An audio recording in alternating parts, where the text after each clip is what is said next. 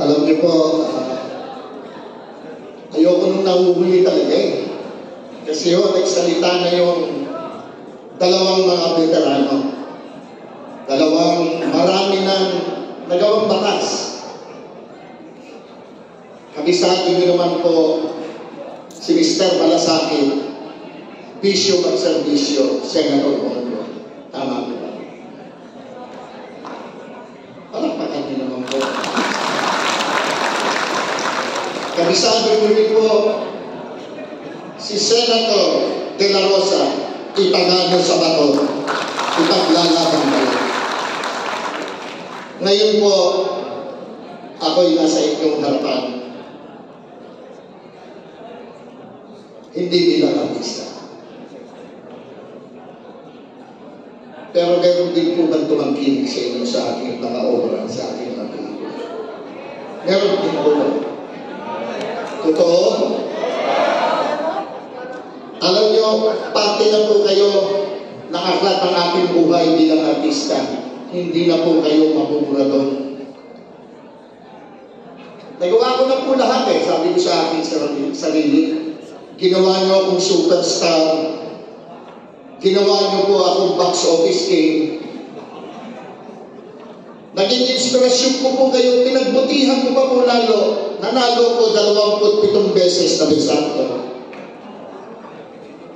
Akala ko po'y nagawa ko na ang lahat.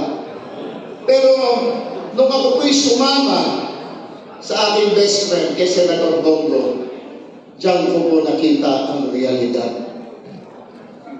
Dulo-dulo po ng Pilipinas narating ko na.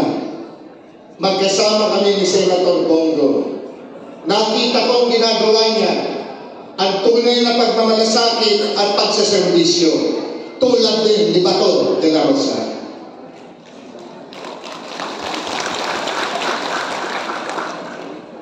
Kitang-kita ko po ang paghihirap ng pinakamahihirap na lalo pang nahihirapan.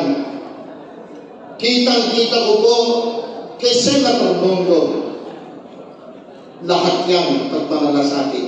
Kaya nga ho dinagsagan siyang ng sambayan ng Pilipino na Mr. Malasakit dahil sa kanyang mga ginagawa.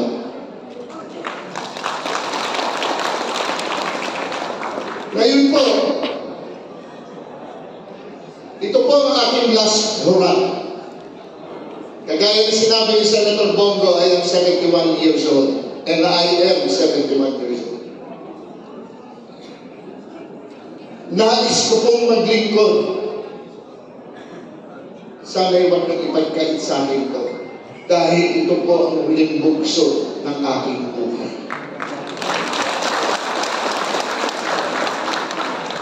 I will always fight for what is right. Yan po ang natutunan ko kay Senator Bongo at kay Senator De La Rosa. Fight for what is right. Hindi ko kayo bibiguin dyan. Ang aking advokasya, kapayapaan and peace and order. Alam ko po, yan ay ginagawa ng Senator Bato. Pero yan po ang aking gusto. Dahil gusto ko pong labanan ng korupsyon. Hanggang nandiyan ang korupsyon, hindi mawawala ang kriminalidad at ang salot na droga. Gusto ko pong ipagpatuloy ang naiwanang laban ng ating former President Rodrigo Roa Duterte sa aspito nito. Ayoko pong iwanan yan. Korupsyon ang nagpapahirap sa ating lahat. Korupsyon ang nagpapahirap sa pinakamahihirap na mahirap. Tama na po yan. Pangalawa, trabaho para sa mga Pilipino.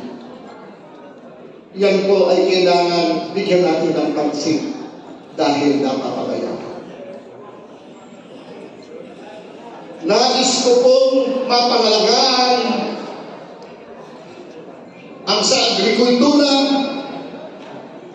teknolohiya at infrastruktura para sa ating mga kababayan Pilipino. Kapag may trabaho, Sinisiguro nila na mabubuhay nila ang kanilang mga anak.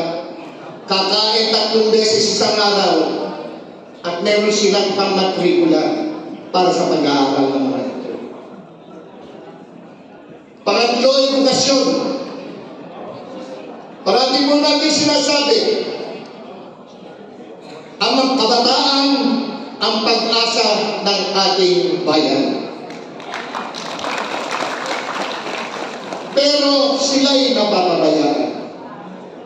Tingnan niyo po sa mga pribadong paaralan.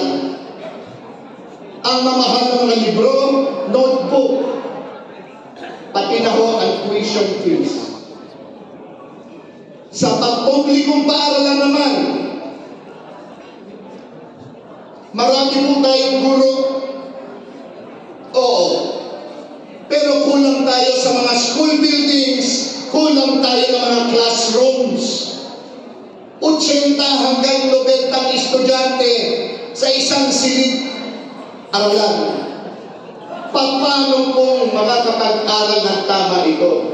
Umuupo na ho sa sahig yung iba at yung iba'y maghapon na nakatayo. Mula alas 6 ng umaga hanggang 1:00 ng hapon, ganyan ang nangyayari sila. Naglalakad sila mula sa kanilang bahay hanggang sa kanilang mga eskwelahan.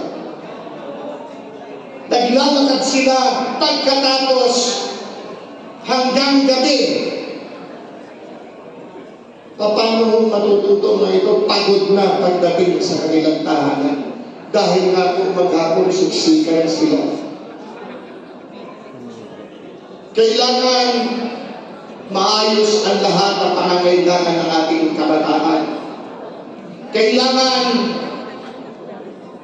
sa pampublikong paaralan, libre na rin lahat ng mga libro.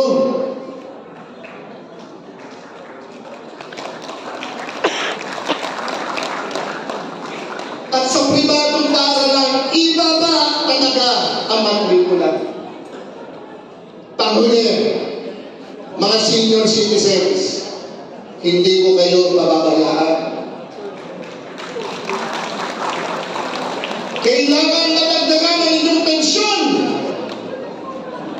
at kailangan libre ang inyong mga gamot. Tandaan niyo po, uulitin ko, ito ang huling bugso ng aking buhay. Ang hinihiling ko lamang po sa inyo, kung ako'y sinuportahan nyo ron bilang artista, ngayon ako'y umaabot sa inyong lahat. Bigyan nyo ko ng pagkakataon, hindi ko kayo ipahihiya. Ipaglalaban ko kayo dahil ang laban nyo ay laban ko. Maraming salamat po. Magandang gabi sa inyo.